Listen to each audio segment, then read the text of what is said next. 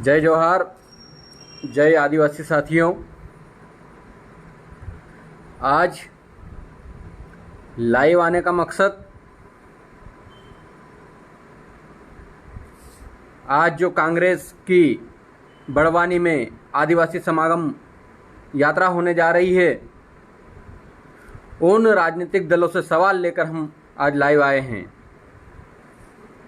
क्योंकि जितने भी राजनीतिक दल हुए हैं वो हमेशा आदिवासियों का इस्तेमाल करते आए हैं और वर्तमान परिस्थिति में कांग्रेस भी आदिवासियों को लुभाने की कोशिश में है।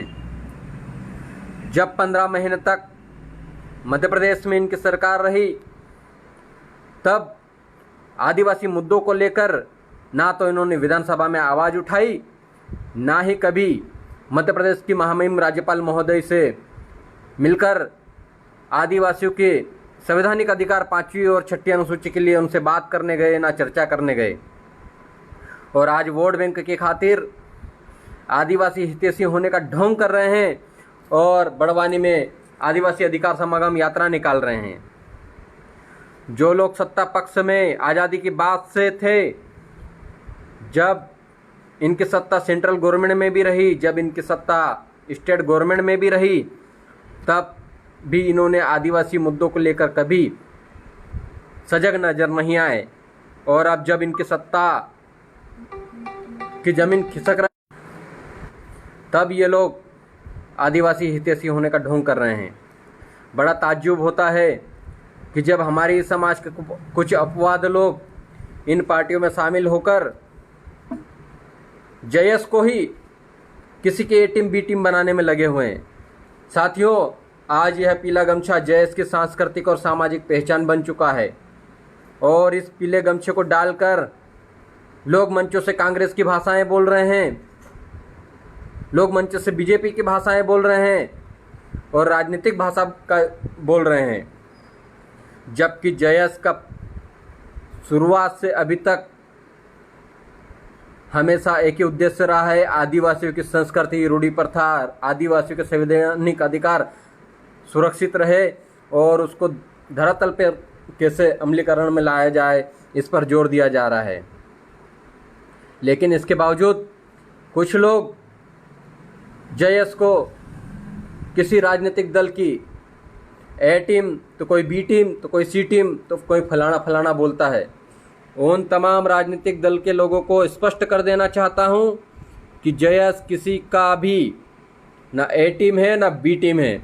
जयस पूर्णतः सामाजिक विचारधारा है और वह आदिवासियों की संस्कृति, रूढ़ी प्रथा के लिए हमेशा कार्य करता रहेगा और युवाओं को जागृत करता रहेगा। आज हमारे जागृत आदिवासी कर्मचारियों का अलग अलग जगह ट्रांसफ़र कर दिया गया, सिर्फ इसलिए कि वह आदिवासी हैं। आज आदिवासी समाज सत्ता पक्ष से सवाल करने लगा है, सत्ता विपक्ष से सवाल करने लगा है, तो इन राजनीतिक गलियारों में हलचल मची हुई है कि जयस को किसी भी तरह से आगे न बढ़ने दिया जाए। और जयस को ना तुम रोक पाओगे न रोक सकोगे, क्योंकि दोनों ही राजनीतिक दल जो मध्य प्रदेश में वर्तमान में काबिज हैं, उन लोगों ने हमेशा जयस का इस्तेमाल ही किया है, उसके अलावा कुछ नहीं किया। जब अभी मानपुर में अजनार नदी में केमिकल कांड हुआ, तब विपक्ष की क्या भूमिकाएं थी? तब विपक्ष उन लोगों आदिवासियों के पक्ष में खड़ा क्यों नहीं नजर आया? क्या अजनार नदी से पानी नर्मदा नदी में नहीं जाएगा? क्या नर्मदा नदी में जाने के बाद सिर्फ उसका पानी आदिवासी समाज के लोग ही पिएंगे? क्या दूसरे अन्य समाज के लोग उसका पानी नहीं पिएंगे? क्या उसका असर तमाम मानव जाति से लेकर जीव जंतुओं पर नहीं पड़ेगा? लेकिन इस पर विपक्ष कभी सवाल नहीं करता है और आज बड़ी बड़ी फेंकने के लिए बड़वानी में आदिवासी अधिकार समागम यात्रा निकाल रहे हैं।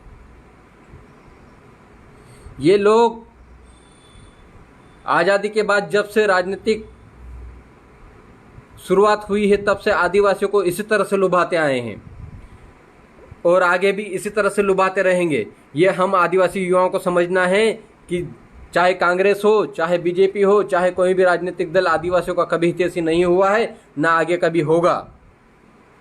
बेरोजगार युवा भोपाल में जाते हैं, रोजगार मांगते हैं, उन्हें लाठियां मिलती है, न सत्ता पक्ष सुनता है न विपक्ष उनके साथ खड़ा नजर आता है। क्यों? क्योंकि दोनों ही पार्टियों ने ठान लिया है कि आदिवासी क्षेत्रों पर राज कैसे किया जाता है, ताकि आदिवासियों को आदिवासी से लड़वा दो, वहां पर राजनीति करो, ताकि आदिवासी ही लड़ेगा और हम उन पे आसानी से राज कर लेंगे।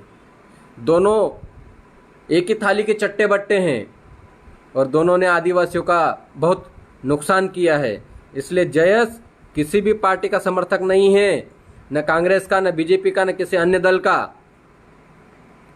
आज भी हो सकता है कुछ लोग, तथाकथित लोग, जयस के युवाओं को बड़वानी भर भर कर लिए जा रहे होंगे, लेकिन उन युवाओं को समझना चाहिए कि हम किसी भी राजनीतिक दल के समर्थक नहीं हैं। आज से 8-9 साल हो गए हैं जयस संवैधानिक पहचान के साथ, संवैधानिक अधिकारों के साथ लड़ रहा है। इसलिए जयस को कोई भी लोग कमज़ोर नहीं कर पा रहे हैं, और कमज़ोर नहीं कर पा रहे हैं इसलिए हमारे लोगों को लालच दिया जा रहा है कि आप इस पार्टी में शामिल हो जाइए, आप इस पार्टी में शामिल हो जाइए। और कुछ लोग जिन्हें राजनीति करनी है वो उसकी सदस्यता लेकर उनके लिए काम भी कर रहे हैं। जब MPPSC में आदिवासियों का प्रतिशत रेशे के साथ छेड़छाड़ की जा रही है, तब भी सत्ता पक्ष न विपक्ष कुछ बोल। TSC का गठन किया पिछली सरकार ने।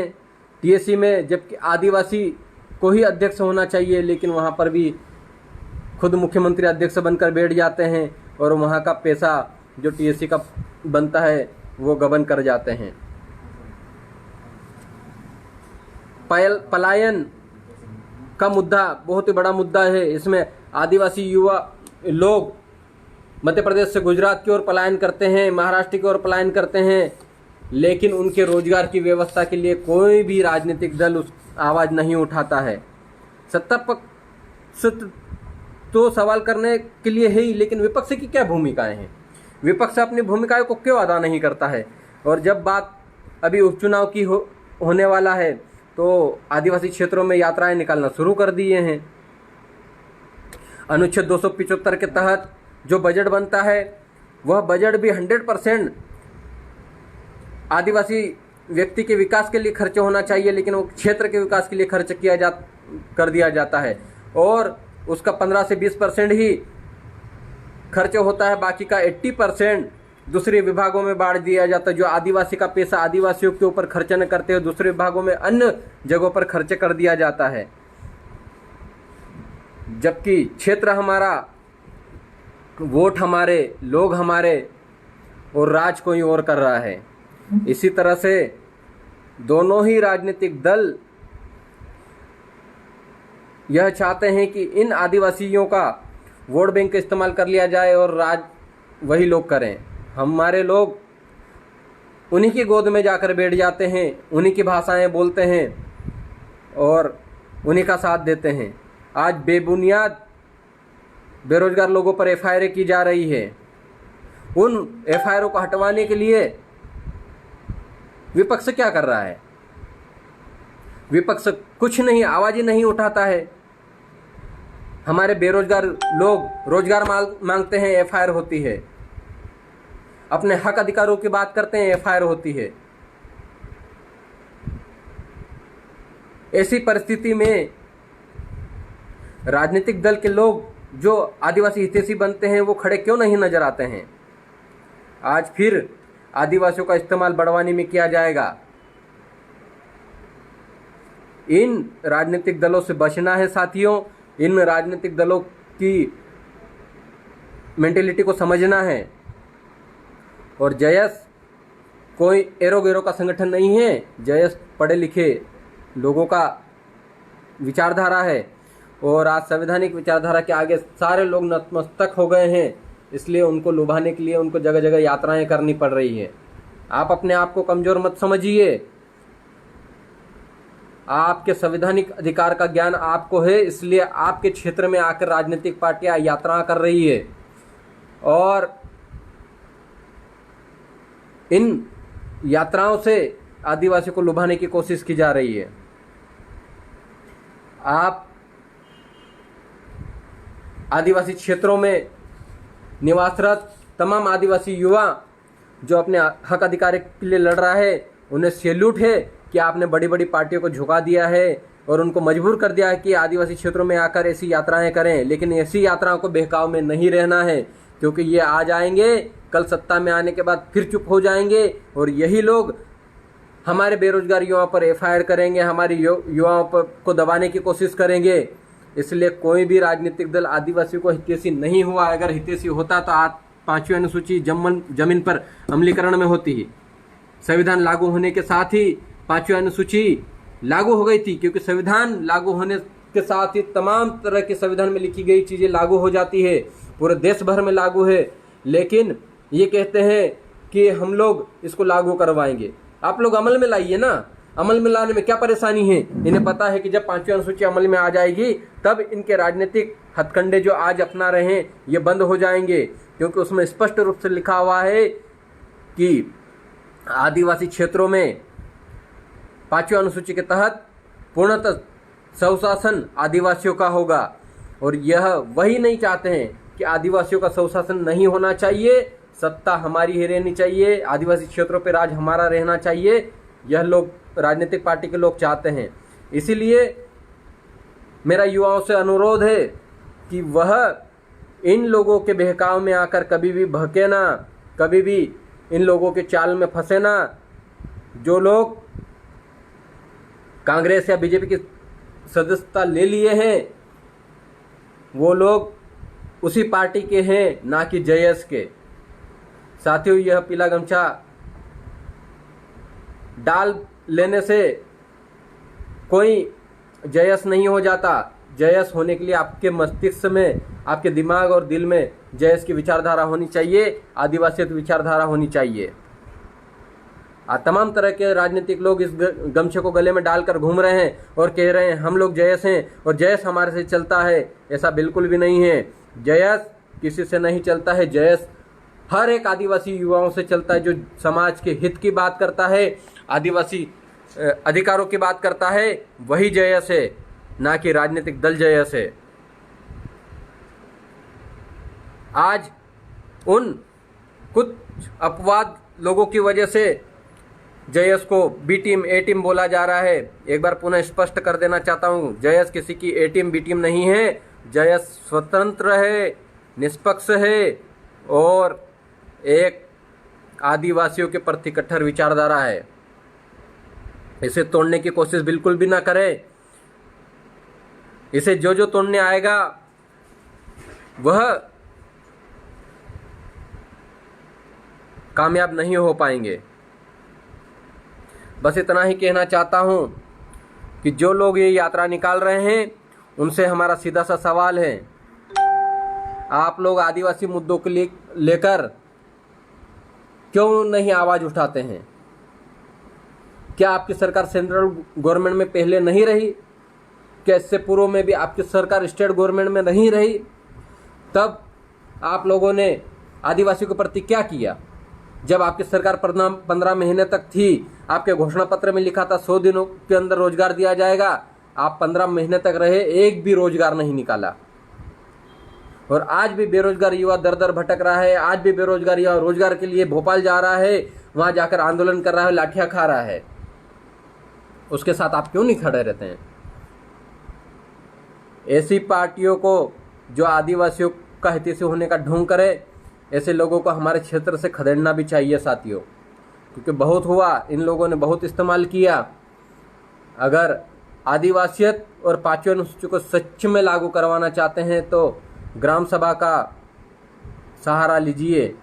और अब हम लोग 5वीं अनुसूची को कैसे लागू होती है ये ग्राम सभाओं के माध्यम से बताएंगे।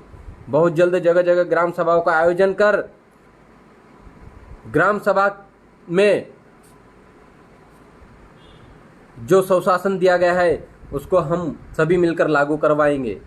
आप सब युवा सैल्यूट है, आप लोगों को सलाम है कि आदिवासी अधिकारों के प्रति इतने जागरूक हो गए हैं कि जैसे ही मुद्दा आता है आप लोग हमेशा उसके साथ खड़े रहते हैं।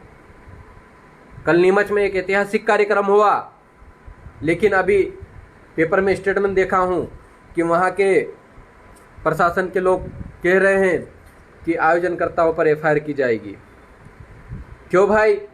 जब एक आदिवासी युवा को घसीट घसीट कर मारा जा रहा था तब तक आप लोगों ने उनको तत्काल फांसी देने के लिए ऐसे कदम नहीं उठाए, और आज उसी की न्याय के लिए मांग करने गए आदिवासी युवाओं पर कह रहे हैं कि एफआईआर की जाएगी।